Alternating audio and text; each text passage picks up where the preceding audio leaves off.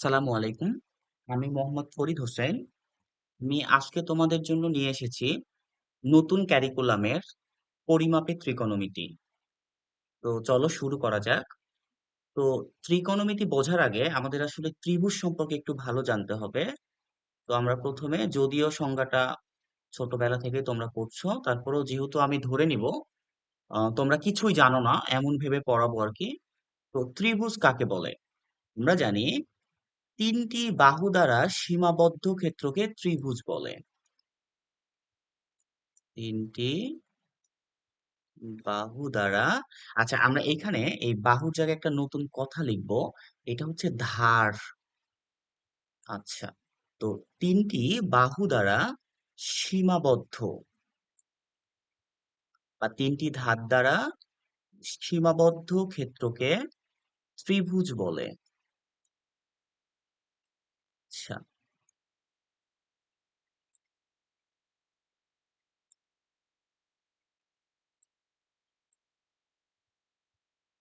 ত্রিভুজ বলে।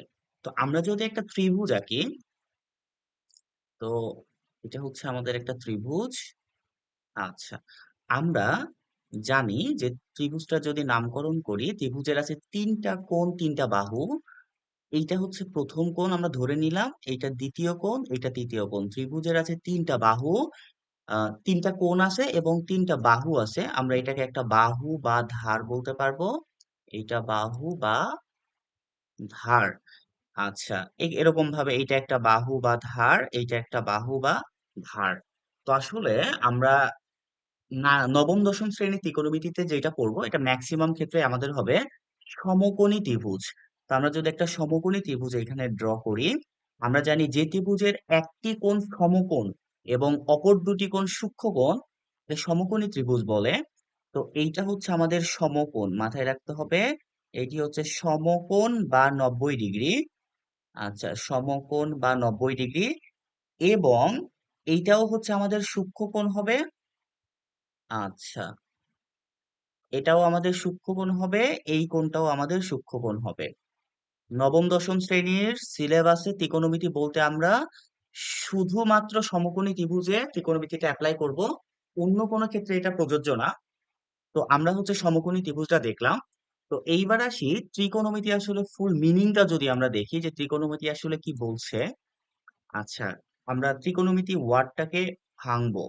আচ্ছা, আমরা যদি আগে ইংলিশে ভাঙি, ট্রাইগোনোমেট্রি। আচ্ছা, তো এটা একটা গ্রিক শব্দ। এটাকে আমরা একটু ভাঙবো। তো এখানে প্রথম আমরা আলাদা করব হচ্ছে, আমরা বলতে পারবো ট্রাই।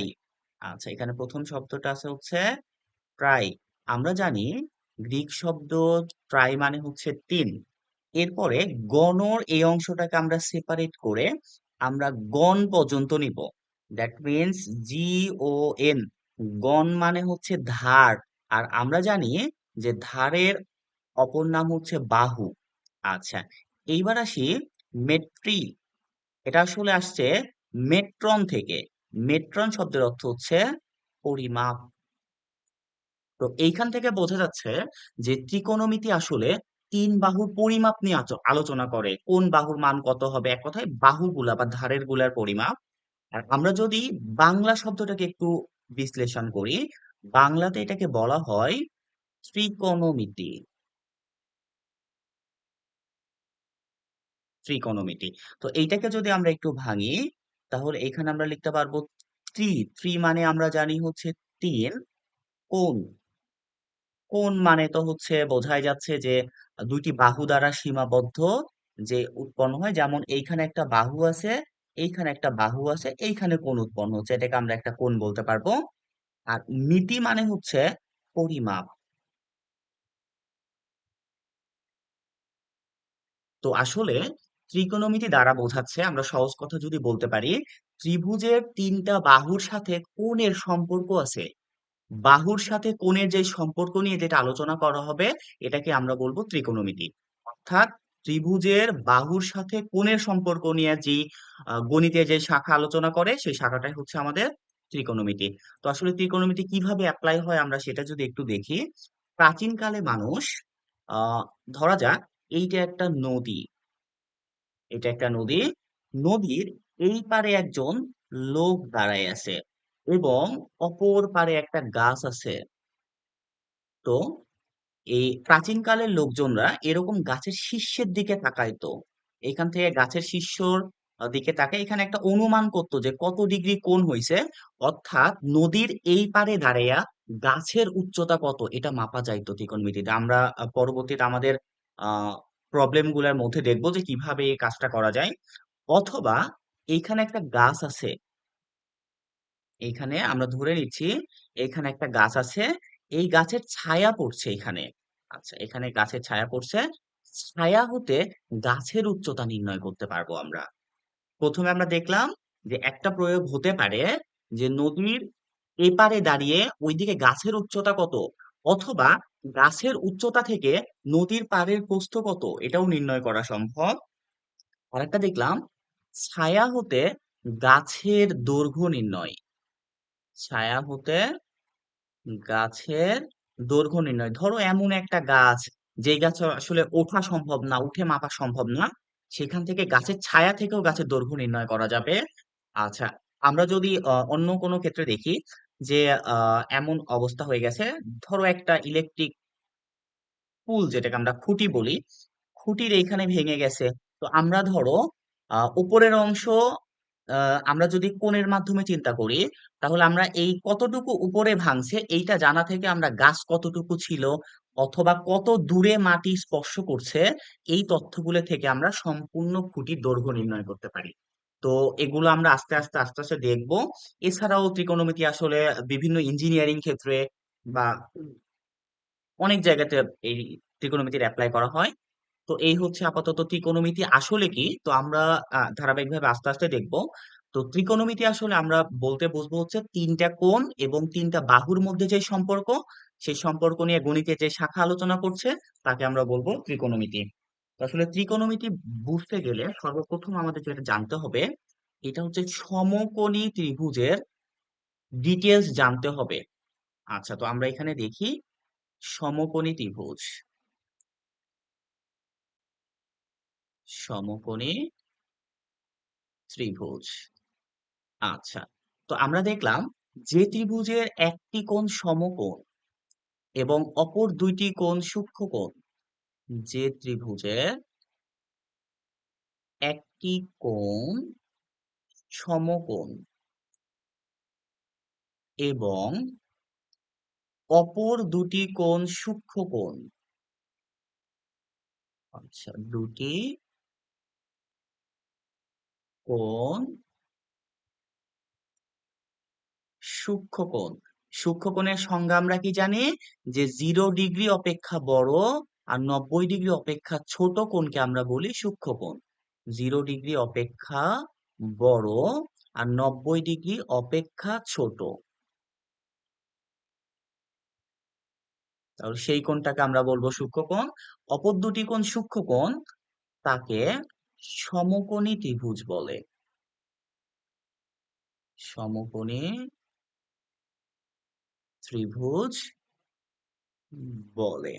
আচ্ছা, তো আমরা এখানে যদি একটা সমকোণী ত্রিভুজ আঁকি, তো আমরা দেখি সমকোণী ত্রিভুজ এঁকে। আচ্ছা, তো এইখানে আমাদের এটা একটা সমকোণী ত্রিভুজ। আমরা যদি এর শীর্ষবিন্দুগুলোর নাম দিই, এটার নাম দিলাম এ, এটার নাম দিলাম বি, আর এইটার নাম দিলাম হচ্ছে আমরা সি। আমরা জানি যে সমকোণী ত্রিভুজের সবচেয়ে বড় বাহুটার নাম হচ্ছে অতিভুজ। আমরা এটাকে ডাকবো অতিভুজ বলে, অতিভুজ। তো এটাকে আসলে ইংলিশ ভার্সনে বা ইংলিশ মিডিয়ামের স্টুডেন্টরা বলে হাইপোটেনাস। আচ্ছা, আমরা এটাকে লিখবো হচ্ছে হাইপোটেনাস। আচ্ছা, এবং এখানে একটা বিষয় খেয়াল করে দেখো, আমরা এইটা যেহেতু খাড়া ভাবে আছে, এইটাকে আমরা লম্ব বলতে পারবো। আসলে খাড়া রেখাটাকে বলা হয় উলম্ব, উলম্ব থেকে লম্ব আসছে। আর এইটাকে এই বাহুটাকে আমরা ভূমি বলতে পারবো। তো আসলে এই কথাটা অনেকটা আপেক্ষিক। এটাও লম্ব হয়ে যেতে পারে, এটাও ভূমি হয়ে যেতে পারে। তো কিভাবে আমরা বুঝবো?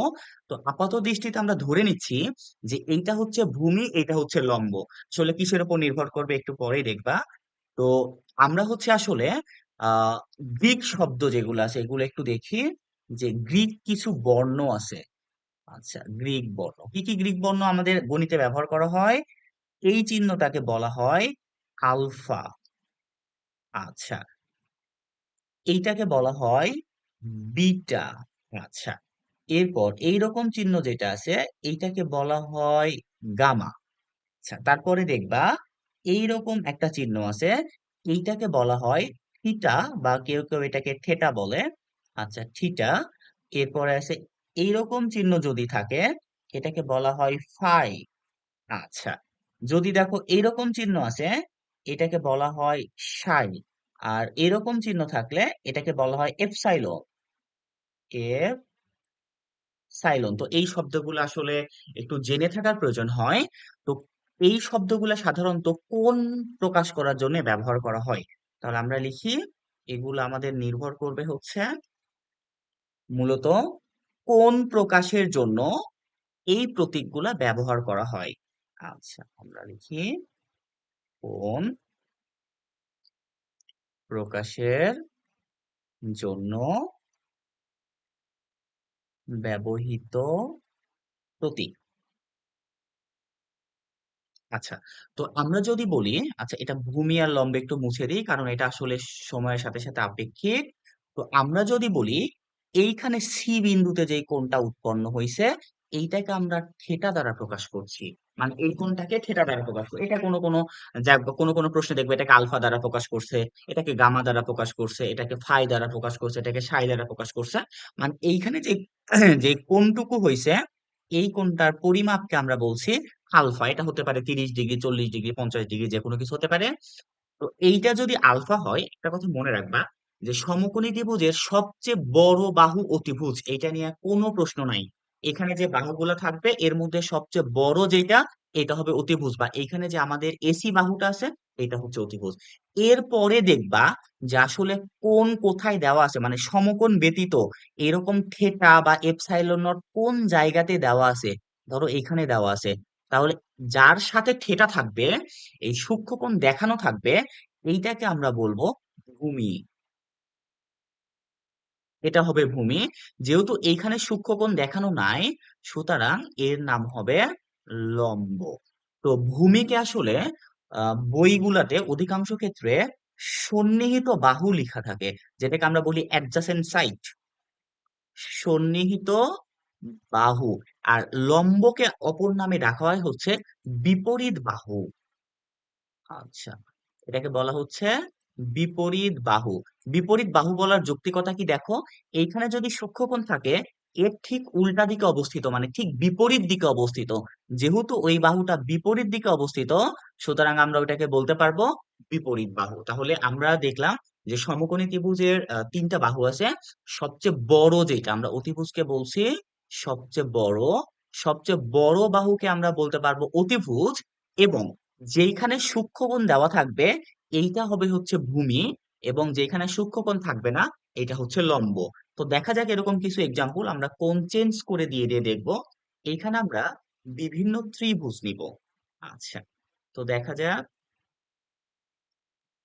এখানে আমরা একটা ত্রিভুজ নিলাম। আচ্ছা, এটার নাম দিলাম এম এন পি। আচ্ছা, এখানে আমরা আরেকটা ত্রিভুজ নিলাম। আচ্ছা, এই ত্রিভুজটার নাম দিব পি কিউ আর। আচ্ছা, এখানে আমরা আরেকটা ত্রিভুজ নিব। আচ্ছা, এই ত্রিভুজটার আমরা নাম দিব এবিসি। আচ্ছা, তিনটা ত্রিভুজ নিলাম। তো দেখো, এইখানে আমাদের এন কোণটা সমকোণ, কারণ এখানে একদম দুটা পরস্পর ছেদি রেখা কোণ তৈরি করছে, এটা সমকোণ বলতে পারবো। এই কোণটাকে আমরা সমকোণ বলতে পারবো, এই কোণটাও সমকোণ। তাহলে সমকোণ যেইখানে আসে তার বিপরীত বাহু, অর্থাৎ সবচেয়ে বড় বাহু হচ্ছে অতিভুজ। তাহলে আমরা যদি এই চিত্রের নাম্বার দিই, এটা 1 নাম্বার চিত্র, এটা হচ্ছে 2 নাম্বার চিত্র, আর এটা হচ্ছে 3 নাম্বার চিত্র। তো আমরা 1 নাম্বার চিত্র যদি একটু অ্যানালাইসিস করতে চাই, আমরা যদি এমন ভাবে লিখি 1 নাম্বার চিত্রে অতিভুজ কোনটি সবচেয়ে বড় বাহু? দেখো 1 নাম্বার চিত্রে এমএন বড় নাকি পিএন বড় নাকি এমপি বড় বা পিএম যেটাকে বলছি। তো আমাদের এখানে সবচেয়ে বড় বাহু হচ্ছে পিএম, মানে পি থেকে এম পর্যন্ত দেখো এটা সবচেয়ে বড়। তাহলে এটাকে আমরা বলছি অতিভুজ। এখন কথা হচ্ছে কোনটা লম্ব কোনটা ভূমি।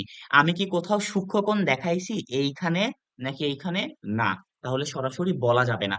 ধরো আমি এইখানে সূক্ষ্মকোণ দেখালাম, এখানে সূক্ষ্মকোণে দিছি আমি এটা হচ্ছে ফাই সূক্ষ্মকোণ। তাহলে এইখানে সূক্ষ্মকোণ দেওয়ার সাথে সাথে একটু আগেই বলছি যে সূক্ষ্মকোণ যেখানে থাকবে এইটা হবে আমাদের ভূমি। তাহলে এটা হয়ে যাচ্ছে ভূমি। তাহলে আমরা যদি এখানে লিখি ভূমি কোণটা হচ্ছে, ভূমির অপর নাম একটু আগে কি বলছি, সন্নিহিত বাহু। তাহলে এখানে আমাদের সন্নিহিত বাহু কোনটা? M N. এম এন কে আমরা সন্নিহিত বাহু বলতে পারবো। যেহেতু আমরা এনপি বা পিএন যেটাই বলো না কেন এটা আগে পরে হলে বাহুতে কোনো সমস্যা হয় না, কোণে যেখানে কোণ উৎপন্ন হবে সেটা মাঝে দিতে হয়। তো এনপি কে আমরা বলতে পারবো লম্ব। তাহলে দেখো লম্ব হচ্ছে পিএন বা এনপি একই কথা। দেখো এখানে মনে হতে পারে এটা নিচের দিকে আছে, এটা তো ভূমি হওয়া উচিত, আসলে এটা ভূমি না। তো লম্ব ভূমি বলে আসলে বইয়ে সরাসরি এভাবে কোনো কথা বলা থাকে না। ওইখানে বলা থাকে হচ্ছে ভূমি যেটা সেটা হচ্ছে সন্নিহিত বাহু, কারণ এইখানে কোণ তৈরি হয়েছে, এর সন্নিবেশে কোণ তৈরি হয়েছে, এর কাছাকাছি কোণ তৈরি হয়েছে। তাহলে এটাকে আমরা বলবো সন্নিহিত বাহু অথবা ভূমি। সন্নিহিত বাহু অথবা যেটা ডাক নাম হচ্ছে ভূমি, কারণ এইখানে কোণ ছিল।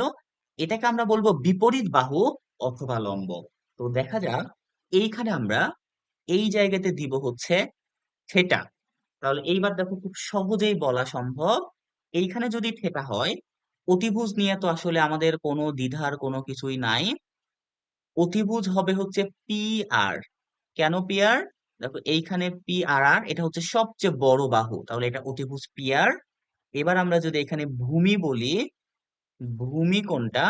ভূমি হবে, আচ্ছা এখানে দেখো ভূমি হচ্ছে এইখানে যেহেতু আমরা কোণ দিছি থেটা, এই কোণটা থেটা, তাহলে কিউ আর হবে ভূমি। তাহলে এই লিখলাম ভূমি হচ্ছে কিউ আর, কারণ ভূমি কোথায় আছে, মাটির সোজাসুজি থাকবে এমন না, যেইখানে কোণ থাকবে সেই সাথে যেই বাহু থাকবে অতিভুজ ছাড়া সেটা হচ্ছে ভূমি। আমরা যদি লম্ব বলি, তাহলে লম্ব হবে হচ্ছে আমাদের এইখানে যেহেতু পি আর এর সাথে এখানে কোণ দেওয়া নাই, sorry P Q, that means এখানে হচ্ছে আমাদের পি কিউটা হবে লম্ব।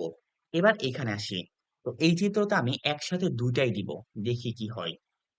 ধরো এইখানের কোণটা আমরা আলফা দিচ্ছি, আর এইখানের কোণটা আমরা বিটা দিচ্ছি।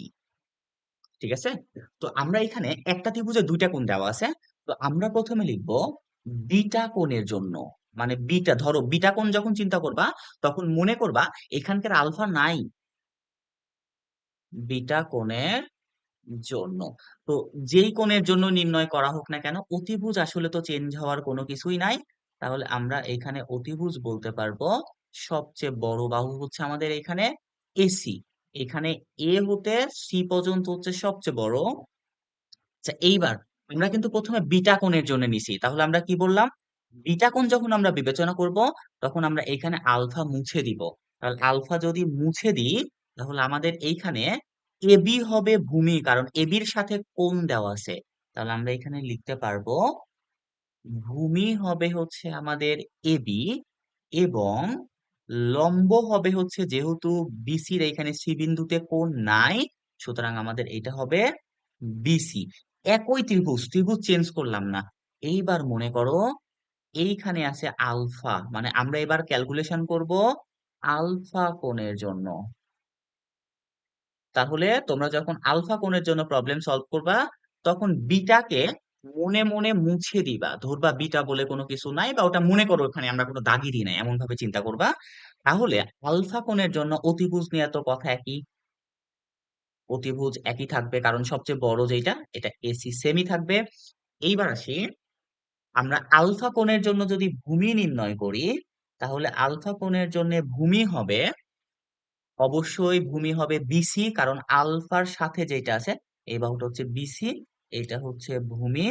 এবং লম্ব হবে হচ্ছে, আমরা বলতে পারবো এ বি লম্ব।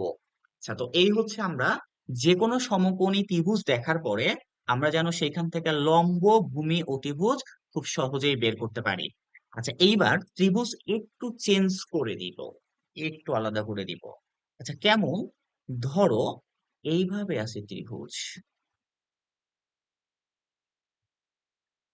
আচ্ছা, এরকম ভাবে আছে, নাম দিলাম। ধরো এইটা এ, এইটা বি, এইটা সি। আচ্ছা, আমি এমন ভাবে চিন্তা করছি, বারবার বলছি যে তোমরা কিছু জানো না, আমি এমন ভাবে চিন্তা করছি যেন সবকিছু শুরু থেকে পারো, সেটা এমন ভাবে চেষ্টা করছি। আচ্ছা, তো আমরা হচ্ছে এইটাকে সমকোণ বলছি।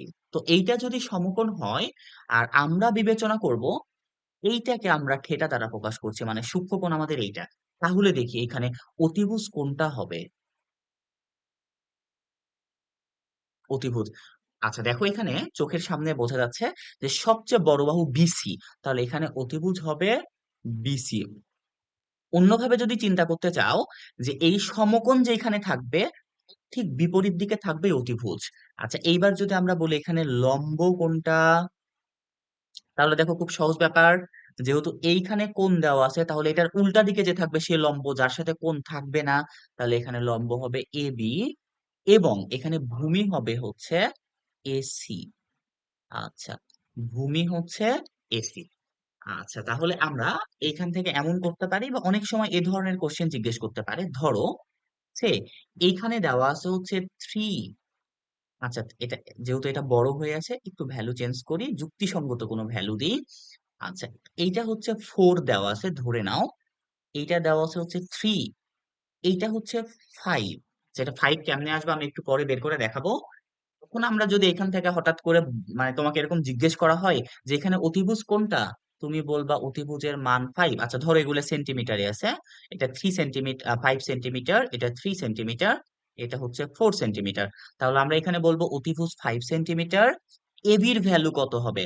আমরা এখানে সুস্পষ্ট দেখতে পাচ্ছি এবির ভ্যালু হচ্ছে 4 সেন্টিমিটার, এবং ভূমি এসির ভ্যালু হবে 3 সেন্টিমিটার।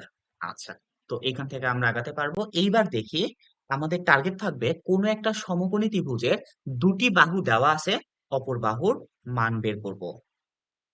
আচ্ছা,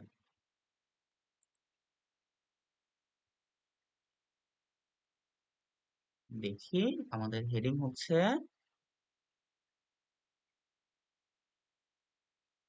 সমকোণী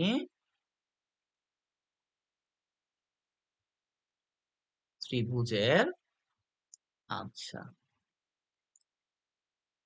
দুইটি বাহু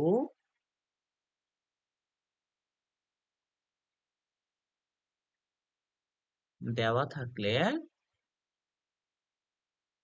অপর বাহুর মান নির্ণয়। বাহুকে আমরা আরেকভাবে বলছিলাম ধারও বলা যেতে পারে। আচ্ছা, মান নির্ণয়। আচ্ছা, তো আমরা দেখি, আমরা হচ্ছে প্রথমে একটা সমকোণী ত্রিভুজ নিব যার দুইটা বাহুর মান বলে দেওয়া আছে। আচ্ছা, ধরো এইটা হচ্ছে আমাদের সমকোণী ত্রিভুজ এ বি সি। আচ্ছা, অনেক সময় প্রশ্নে এমন ভাবে তথ্য দেওয়া থাকবে, তোমাকে নিজেই সমকোণী ত্রিভুজ আঁকতে হবে। তাহলে প্রথম কথা দেখবা যে প্রশ্ন করে এবিসি ত্রিভুজের কোন বি সমকোণ, যদি কোন বি সমকোণ হয় তাহলে এখানে সমকোণ চিহ্ন দাগায় এখানে বি লিখে দিবা। তাহলে এখানে বি লিখার পর বাকি দুটা, এইখানে সি এইখানে এ হলে কোনো সমস্যা নাই, এই দুটা উলটপালট হলে কোনো সমস্যা নেই, কিন্তু সমকোণ যেখানে বলবে এটা মাস্ট মনে রাখতে হবে, এটা ফিক্সড পয়েন্ট, এটা আগে তোমাকে দিয়ে নিয়ে বাকিগুলো। এখন কথা হচ্ছে দেওয়ার সময় একটা জিনিস মনে রাখলে ভালো, ঘড়ির কাঁটার বিপরীত দিকে, ঘড়ির কাঁটার বিপরীত দিকে বলতে দেখো এইখানে হচ্ছে বি, এইখানে সি, এইখানে এ, দেখো ঘড়ির কাঁটা যেভাবে ঘুরে তার উল্টা দিকে, এইভাবেই সাধারণত ম্যাক্সিমাম বইগুলোতে দেওয়া থাকে। আচ্ছা, তো এই সমকোণী ত্রিভুজে এই ভ্যালুটা দেওয়া আছে হচ্ছে 3, এই ভ্যালুটা দেওয়া আছে 4। এখন এসি বের করতে হবে, মানে এসি আমাদের কাছে জানা না, এসি বাহুর মান কত এটা আমরা জানি না। তো আমরা কি করব, আমরা ছোট ক্লাসে ক্লাস 8-এ পিথাগোরাসের উপপাদ্য পড়ছি। তো আমি তাও ধরছি যে আমরা পড়ি নাই। তো পিথাগোরাসের উপপাদ্য কি ছিল আমরা একটু লিখি, তারপরে আমরা মান বের করি। আচ্ছা, আসলে আমি ধরে নিচ্ছি যে আমাদের গ্রাম এলাকাতে বিশেষ করে যেই ছেলে মেয়েগুলো পড়াশোনা করে এরা আসলে অনেক কম পড়াশোনা করে বা অনেক কম জানে বা কম সুযোগ সুবিধা পায় বিধায় আমি একদম ভেঙে ভেঙে পড়ানোর চেষ্টা করছি আর কি। পিথাগোরাসের উপপাদ্য অনুসারে, আচ্ছা পিথাগোরাসের উপপাদ্য অনুসারে একটা কথা মনে রাখবা যে প্রথমে হচ্ছে অতিভুজ তার উপর স্কোয়ার ইকুয়াল টু লম্বর উপর স্কোয়ার যোগ ভূমির ওপর স্কোয়ার। এখন কথা হচ্ছে এটা আসলে প্রমাণ ক্লাস 8 এর বইতে ছিল। আর উপপাদ্য গুলা প্রমাণ একটু সবারই বিরক্ত লাগতো, এখন যেই কারিকুলাম আছে বর্তমান কারিকুলামে উপপাদ্য একদম উঠিয়ে দিছে, প্লাস কলেজে গেলে তো কোনো উপপাদ্য প্রমাণ নাই, তাহলে এটা একটা সুবিধা। অতএব এই কথাটা জানলেই হবে যে পিথাগোরাসের উপপাদ্য কি বলছে, অতিভুজ, অতিভুজ কি সবচেয়ে বড় বাহু, অতিভুজের উপর স্কোয়ার সমান সমান লম্বের উপর স্কোয়ার যোগ ভূমির উপর স্কোয়ার।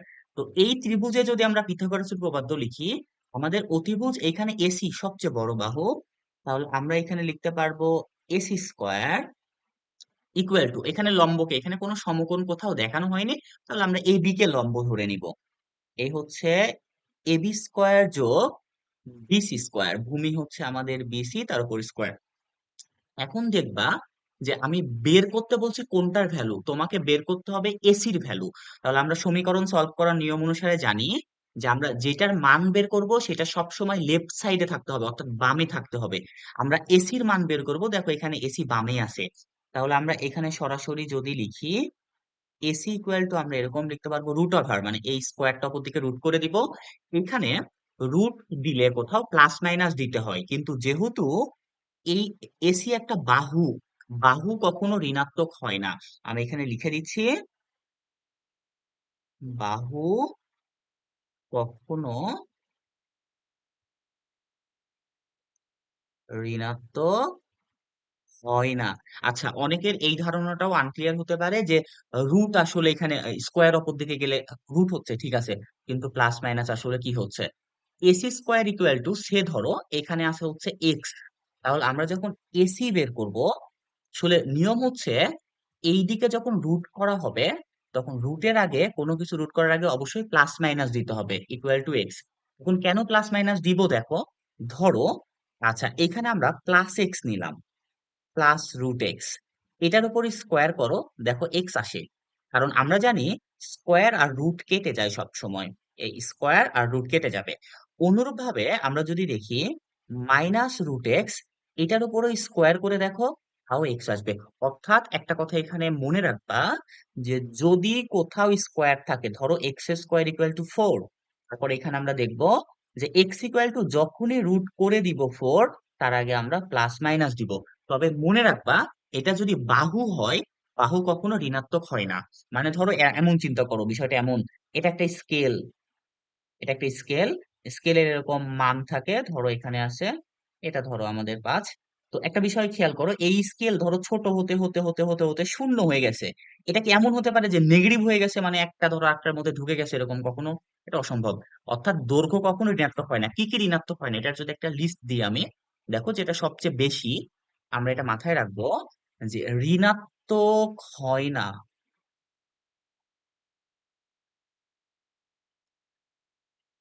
ঋণাত্মক হয় না, মনে রাখবে এটা হচ্ছে বাহু। কোনো কিছুর বাহু কখনো ঋণাত্মক হয় না। সময়, সময় কখনো ঋণাত্মক হয় না। মানে ধরো 0 সেকেন্ড হয়েছে, কখনো কি আমরা বলি -2 সেকেন্ড? এটা কখনোই হবে না। তাহলে বাহু কখনো ঋণাত্মক হয় না, সময় কখনো ঋণাত্মক হয় না, ক্ষেত্রফল কখনো ঋণাত্মক হয় না। এগুলা যদি কোথাও পাও তাহলে সবসময় পজিটিভ দিতে হবে, মানে প্লাস মাইনাস দেওয়ার দরকার হবে না। মানে এগুলা থাকলে প্লাস মাইনাস দিতে হবে না। আচ্ছা, বাহু, ক্ষেত্রফল, এরপরে হচ্ছে আয়তন, এই টার্ম গুলো থাকলে আপাতত তোমাদের লেভেলে এগুলো আসবে। তোমাদের লেভেলে ম্যাক্সিমাম অঙ্কে আসলে প্লাস মাইনাস দেওয়া লাগে না, কিন্তু যদি দিতে হয় তখন এই বিষয়গুলো মাথায় রাখবা যে বাহুর ক্ষেত্রে আমরা প্লাস মাইনাস দিব না, সময়ের ক্ষেত্রে প্লাস মাইনাস দিব না, ক্ষেত্রফলে প্লাস মাইনাস দিব না, আয়তন আমরা প্লাস মাইনাস দিব না। তো এইখানে যেহেতু আমরা এসি হচ্ছে ত্রিভুজের একটা বাহু, তাহলে এখানে তো প্লাস মাইনাস দেওয়ার কোনো প্রশ্নই আসে না। এই জন্য আমরা এখানে শুধু রুট ওভার দিয়ে দিছি। তাহলে এখানে রুট ওভার কি থাকবে, AB square plus BC square. তো এইবার আমাদের কাজ হচ্ছে এখানে আমরা ভ্যালু বসাবো। আচ্ছা, তো দেখো আমরা এই লাইনটা এখানে লিখছি। এবির ভ্যালু আমাদের আছে হচ্ছে 3। আচ্ছা, 3 স্কোয়ার। আর বিসির ভ্যালু হচ্ছে 4, এই 4 স্কোয়ার। আচ্ছা, তাহলে আমরা এখানে লিখতে পারবো, আমরা জানি যে 3 স্কোয়ার বলতে আমরা 9 বুঝি, আর 4 স্কোয়ার মানে 16, 4 ইন্টু 4। তাহলে এখানে হবে রুট ওভার 25, 16 আর 9 যোগ করলে 25, 25-এর উপর রুট করলে আমরা জানি 5। আচ্ছা, তো আমরা এখানে ত্রিভুজের এই বাহুটার ভ্যালু বের করে ফেললাম, যে আমাদের এই বাহুটার ভ্যালু হবে হচ্ছে 5 সেন্টিমিটার। আচ্ছা, আমরা একটা এক্সাম্পল দেখব যে বিভিন্ন ত্রিভুজের বাহু কেমনে বের করতে হয় সমকোণী ত্রিভুজের। এবার আমরা একটা রিভার্স দিয়ে দিব, দেখি কি আছে। আচ্ছা, মনে করো এইটা হচ্ছে একটা সমকোণী ত্রিভুজ। এই সমকোণী ত্রিভুজের এইটা হচ্ছে 12 সেন্টিমিটার, 12 সেন্টিমিটার। এটা হচ্ছে 13 সেন্টিমিটার। আচ্ছা, আমরা নাম দিলাম, এটা হচ্ছে এ, এইটা বি, এইটা সি। তো আমাদের কোশ্চেনে বলছে বিসি বাহুর মান বের করো। বিসির মান কত হবে? বিসি এর মান কত হবে? আসলে ত্রিকোণমিতি যদি তুমি বুঝতে চাও, খুব ভালো করে যদি স্মুথলি বুঝতে চাও, সমকোণী ত্রিভুজ নিয়ে তোমার কোনো ধারণা আনক্লিয়ার থাকলে তুমি ত্রিকোণমিতি ভালো বুঝতে পারবে না। আর ত্রিকোণমিতি যদি ভালো না বুঝো, তাহলে কোনো চ্যাপ্টার পড়ে আসলে কলেজে গেলে মজা পাবা না, একদম সব বিরক্ত বিরক্ত লাগবে, সব জায়গাতে ত্রিকোণমিতি আসবে। তো এখানেও যদি আমরা আগের মতো পিথাগোরাসের উপপাদ্য অনুসারে লিখি, কি লিখতে পারবো? আচ্ছা, পিথাগোরাসের উপপাদ্য অনুসারে আমরা জানি পিথাগোরাস উপপাদ্য অনুসারে অতিভুজের উপর স্কোয়ার। তা এখানে আমরা দেখতে পাচ্ছি অতিভুজ হচ্ছে এসি। তাহলে এখানে হচ্ছে প্রথমে হবে এসির উপর স্কোয়ার ইকুয়াল টু, এখানে আমরা লম্ব দেখতে পাচ্ছি এবি, তাহলে এই লিখলাম এবির ওপর স্কোয়ার যোগ, এখানে আমরা ভূমি দেখতে পাচ্ছি বিসি, এই বিসির ওপর স্কোয়ার। আমাদের মান বের করা লাগবে বিসি।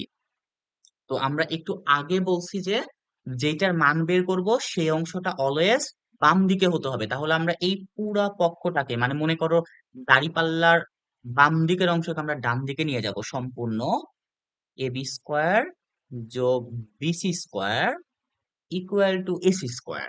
তো আমাদের এখন বের করতে হবে আসলে বিসি। তাহলে এইদিকে বিসি স্কোয়ার আমি রাখবো, রেখে এসি স্কোয়ার ছিল এই এবি স্কোয়ার অপরদিকে মাইনাস আকারে পার করে দিব, এই লিখলাম এবি স্কোয়ার। আমাদের তো আসলে মান বের করা লাগবে বিসি, তাহলে রুট করে দিব অপরদিকে, এই দিলাম বিসি। এইখানে যে রুট দিলাম, রুটের আগে প্লাস মাইনাস আমরা দিব না, কেন দিব না? কারণ বিসি আসলে একটা বাহু, একটা সমকোণী ত্রিভুজের একটা সাইড, এই জন্য এটা আসলে রুট প্লাস মাইনাস দেওয়া লাগবে না রুটের আগে। তো এসির মান দেখো আমাদের আছে হচ্ছে 13, তার উপর স্কোয়ার, মাইনাস এবির মান হচ্ছে 12, তার উপর স্কোয়ার। তাহলে আমরা এখানে লিখতে পারবো AC square, that means 169 minus 144। 13-র উপর স্কোয়ার করলে 169 হয়, 12-র উপর স্কোয়ার করলে 144 হয়। যদি আমরা বিয়োগ করি তাহলে থাকবে 25, এবং এটার উপর যদি আমরা রুট করে দিই তাহলে হবে 5। অর্থাৎ আমরা যেটা বের করলাম এটা হবে আমাদের 5 সেন্টিমিটার। আশা করি তোমরা বুঝতে পারছো। তো এই হচ্ছে সমকোণী ত্রিভুজের কিভাবে দুইটা বাহু থেকে অপর বাহু বের করব। তো এইবার আসি, আমরা এতক্ষণ যেগুলা পড়লাম একটু এক নজর যদি একটু ওভারভিউ করি, দেখো শুরু থেকে।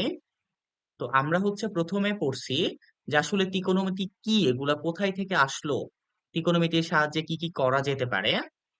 এবার সমকোণী ত্রিভুজের এটা খুবই ইম্পর্ট্যান্ট, প্রায় অঙ্কে লাগবে, যে কোনটা লম্ব, কোনটা ভূমি, কোনটা অতিভুজ। আচ্ছা, এরপরে আসি হচ্ছে দেখলাম যে সমকোণী ত্রিভুজের যদি দুইটা বাহু দেওয়া থাকে, অপর বাহুর মান আমরা কেমনে বের করব। এইবার আসি যে আমাদের ত্রিকোণমিতিক অনুপাত আসলে কয়টি। তো আমরা যদি দেখি আমাদের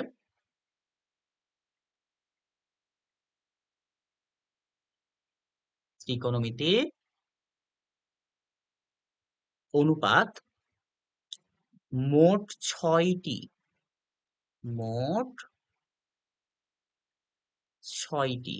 আচ্ছা, তো এগুলা হচ্ছে, প্রথমে হচ্ছে সাইন, SINE, এটাকে আমরা বলবো সাইন।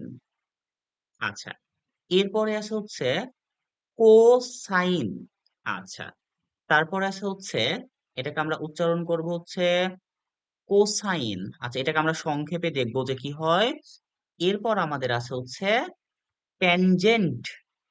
আচ্ছা, এটাকে আমরা উচ্চারণ করব হচ্ছে ট্যানজেন্ট। সংক্ষেপে কি বলবো সেটাই দেখবো। এগুলো আসলে ফুল ফর্মটা তোমার হচ্ছে বলতে হয় না, কিন্তু এই ফুল ফর্ম গুলা জানলে তুমি এটা বুঝতে পারবা যে কে কার আসলে উল্টা।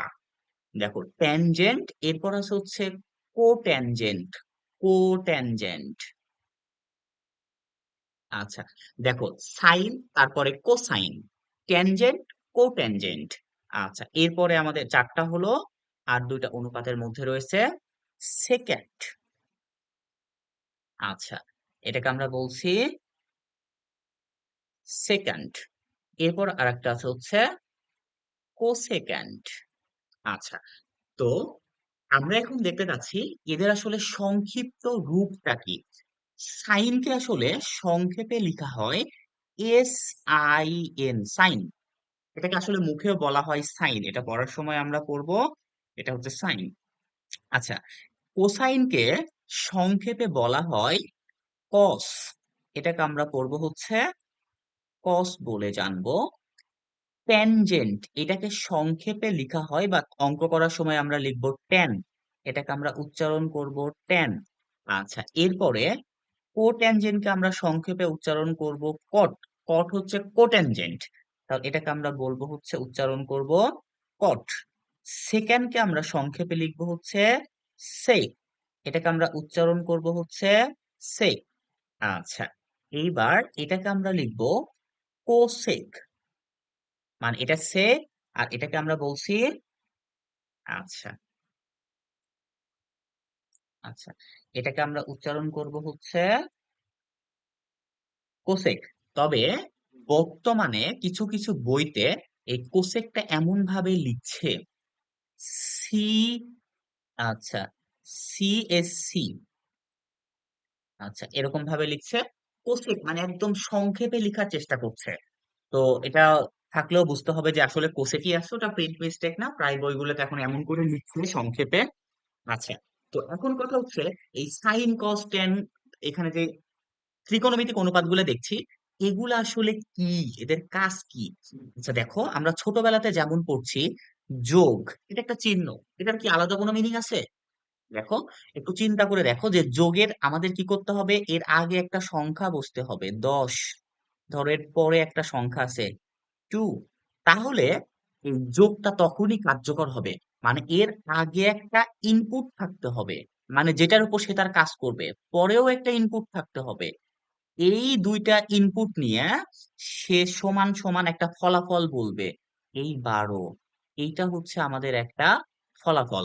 অর্থাৎ এখানে প্লাসের কোনো আলাদা আসলে মিনিং নেই। দুইটা ইনপুটের মাঝখানে যখন বসে তখনই কিন্তু এর অর্থবহ হয়। মানে এইখানে যে আছে প্লাসটা, এটা আসলে অর্থবহ, মানে এইখানে যেটা আছে এটা একটা বিশেষ অর্থ, একটা যোগ করে দিচ্ছে। এখন তুমি যদি এখানে একটা প্লাসকে সারাদিন বসায় রাখো, এর কোনো অর্থ নাই, এটা হচ্ছে অর্থহীন। মানে এর কাছে যদি কোনো ইনপুট না থাকে, এখানে যদি কোনো ইনপুট না থাকে, এখানে যদি কোনো ইনপুট না থাকে, কিছু নাই, তাহলে ওরা আসলে কোনো কাজ নাই। তো এই ধরনের কোন যে অংশগুলো আছে যেগুলা ইনপুট ছাড়া কাজ করে না, এদেরকে বলা হয় অপারেটর। তাহলে আমরা বলতে পারবো যে সাইন কস ট্যান কট সবগুলা আসলে এক এক অপারেটর।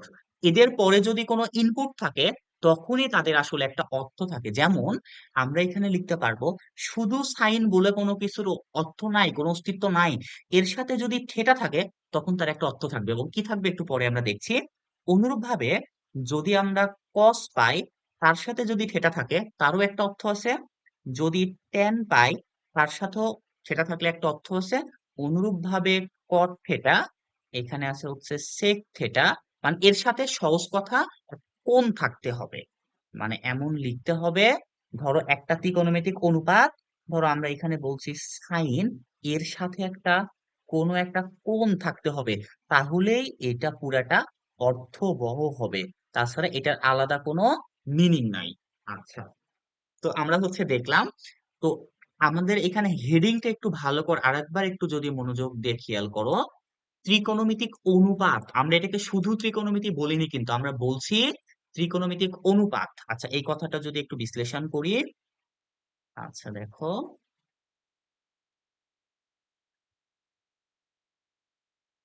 ত্রিকোণমিতিক অনুপাত। আচ্ছা, আমরা জানি যে অনুপাত মানে হচ্ছে দুইটা রাশির ভাগ আকারে থাকবে। অনুপাত হচ্ছে আরেকটা ডাক নাম, যদি আমরা বলতে পারি অনুপাতের, সেটা হবে ভাগ। কেমন, ধরো আমরা যদি বলি অনুপাত কেমন, ধরো 2 এর নিচে 7, এই ভাগ আছে, এটাকে আমরা ভাগ যদি উঠে অনুপাত লিখি, তাহলে আমরা এরকম লিখতে পারবো 2:7। অনুরূপভাবে যদি আমরা লিখি 3/7, এটাকে লিখতে পারবো 3:7। কেউ যদি লিখে এটাকে ধরো √3/√2, তাহলে এটাকে অনুপাত আকারে লিখলে, তাহলে আমরা লিখতে পারবো √3:2, মানে ইস্টু কে অনুপাতকে আসলে ইংরেজিতে ইস্টু বলে। তো এ হচ্ছে √2, রেশিও বা ইস্টু যেটাই বলো না কেন। আচ্ছা, তো আমরা দেখতে পাচ্ছি ত্রিকোণমিতিক আসলে অনুপাত, তাহলে নিশ্চয় সাইন এটাও কোনো না কোনো অনুপাত। উপরে একটা কিছু আছে, উপরে একটা কিছু আছে, নিচে একটা কিছু আছে, তাছাড়া তো এটাকে অনুপাত বলা হতো না। ট্যান, কস এটাও একটা অনুপাত, কিছু তো একটা আছে উপর নিচে। অনুরূপ ভাবে ট্যান, এগুলা প্রত্যেকটা এক একটা অনুপাত। এটাও সেম অবস্থা, কোনো না কোনো কিছুর অনুপাত। তাছাড়া এটার নাম ত্রিকোণমিতিক অনুপাত হতো না। এটাও একটা অনুপাত, এটাও একটা অনুপাত, ধরো এরকম অনুপাত। অর্থাৎ ত্রিকোণমিতিক যেই অপারেটর গুলো আছে, এগুলোর সাথে যখন থিটা দেওয়া হয়, তখন একটা অনুপাত নির্দেশ করে, মানে দুইটা সংখ্যার অনুপাত নির্দেশ করে। এখন আমরা দেখতে চাচ্ছি আসলে কিসের অনুপাত নির্দেশ করে। আচ্ছা, তো আমাদের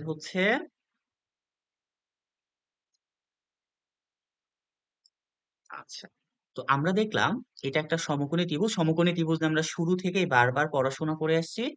এটা হচ্ছে সমকোণী ত্রিভুজ, এইটা হচ্ছে আমাদের সমকোণ। আর এইখানে মনে রাখো যে এইটাকে আমরা থেটা দিয়ে দিছি, এইটা থেটা। তাহলে আমরা একটু আগের পরে একটু রিপিট করে নিই। এখানে অতিভুজ কে হবে? অতিভুজ হচ্ছে এসি, মানে যেটা সবচেয়ে বড়। এখানে ভূমি কোনটা হবে? ভূমি, বা যেটাকে আমরা বলি সন্নিহিত বাহু। তোমরা অনেক সময় বই পড়ার সময় দেখবা সন্নিহিত বাহু, অনেক সময় ধরো এরকম কোশ্চেনে দিছে যে সন্নিহিত বাহু নিচের কোনটি, মানে তুমি বুঝবা সন্নিহিত মানে হচ্ছে ভূমি। তো এইটা আমরা এখানে দেখতে পাচ্ছি, যেহেতু এইখানে আমরা থেটা দিছি, এইখানে থেটা আছে, দ্যাট মিন্স এটা হচ্ছে সন্নিহিত বাহু। অর্থাৎ সন্নিহিত বাহু হবে বিসি। এবং এখানে যদি বলি আমরা লম্ব, লম্ব বলতে আমরা বুঝি আসলে বিপরীত বাহু। কিসের বিপরীত? এই থেটার বিপরীত, মানে এইটার বিপরীত। তাহলে এই লিখলাম বিপরীত বাহু। এইখানে বিপরীত বাহু কি আছে? এইখানে বিপরীত বাহু আছে এবি। আচ্ছা, তো আমরা যদি এখানে দেখি যে সমকোণী ত্রিভুজের আমরা ধরো যে উপরে লিখবো হচ্ছে লম্ব, আর নিচে লিখবো হচ্ছে অতিভুজ।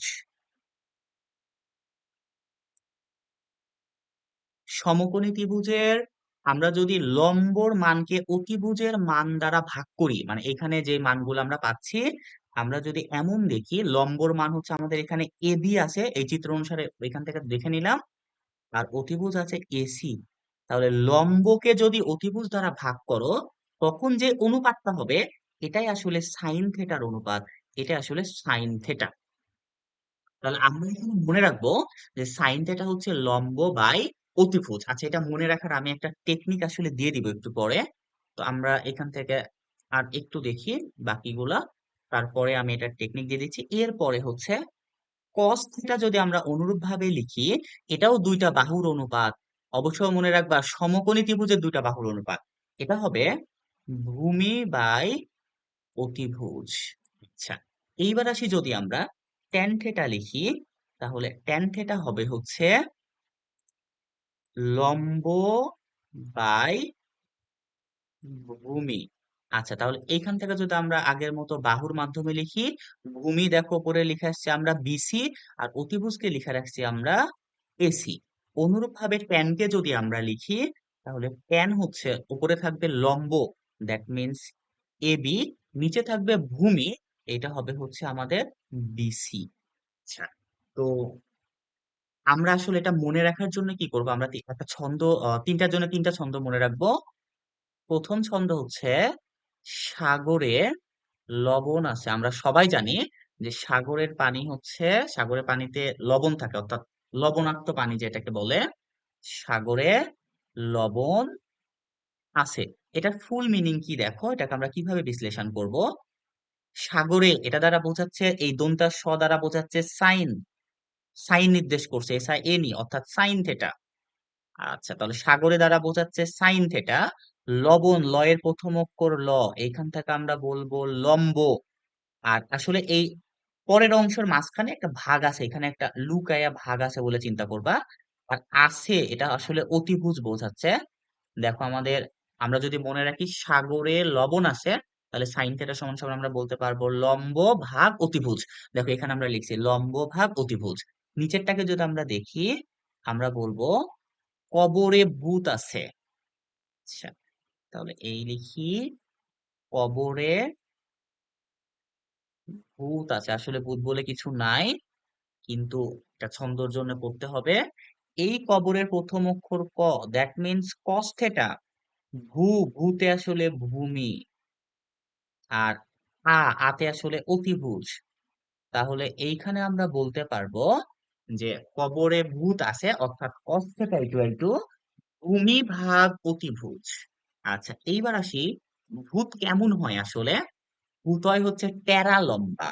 তাহলে আমরা এখানে বলতে পারবো টেরা লম্বা ভূত। আচ্ছা, তাহলে এইখানে টেরা দ্বারা বোঝাচ্ছে আসলে টেন, এটা দ্বারা আমরা বলছি টেন থেটা। লম্বা, দ্যাট মিনস এখানে দ্বারা লম্ব বোঝাচ্ছে। আর ভূত এটা দ্বারা ভূমি বোঝাচ্ছে। তাহলে দেখো আমাদের এই তিনটা আমরা খুব সহজেই মনে রাখতে পারবো, যে সাগরে লবণ আছে অর্থাৎ সাইন থেটা ইকুয়াল টু লম্ব বাই অতিভুজ, কবরে ভূত আছে ভূমি ভাগ অতিভুজ, টেরা লম্বা ভূত, দ্যাট মিনস লম্ব বাই ভূমি হচ্ছে আমাদের টেন থেটা। তো এটা মনে রাখলে আমাদের এই ত্রিকোণমিতিক অনুপাতগুলো এইভাবে বের করা সহজ। তো বাকিগুলো আসলে দেখো, আমরা যদি এর পরের পাতে যাই, ধরো আমরা এরপরে লিখতে চাচ্ছি কোসেক থেটা। আচ্ছা, কোসেক থেটা, একটা কথা মনে রাখবা যে কোসেক হচ্ছে সাইনের বিপরীত। আচ্ছা, আমরা আহ, একটু ধারাবাহিকভাবে লিখি, তাহলে উল্টে যাবে না। আমরা এখানে আগে ট্যান থেটা লিখবো, তাহলে তীর চিহ্ন দেওয়াটা সুবিধা হবে। ট্যান লিখছি, এই লিখলাম কট থেটা। কট থেটা হচ্ছে ভূমি ভাগ লম্ব। তাহলে এখানে আমরা লিখতে পারবো বিসি বাই এবি। মনে রাখবা যে ট্যান আর কট পরস্পরের বিপরীত,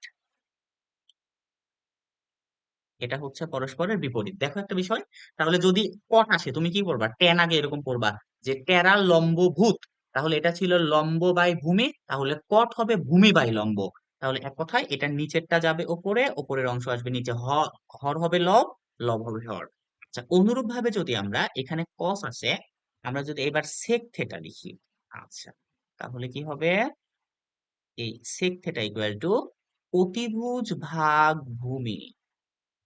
এই লিখলাম অতিভুজ ভাগ ভূমি। তাহলে অতিভুজ হচ্ছে আমাদের এখানে হবে হচ্ছে এসি।